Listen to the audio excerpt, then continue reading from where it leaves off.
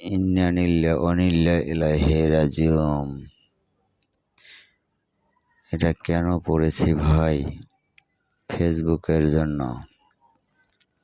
যে ফেসবুক বাংলাদেশ থেকে মরে গিয়েছিল, সে কিভাবে আবার জিন্দা হয়ে এসেছে।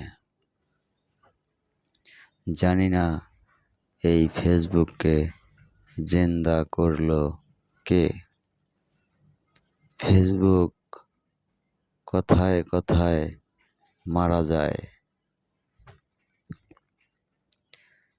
তাকে মেডিকেল থেকে নিয়ে এসে দাফন করে দিয়েছিল ঢাকার বায়তুল মোকাররম মসজিদের পাশের এক কবরস্থানে।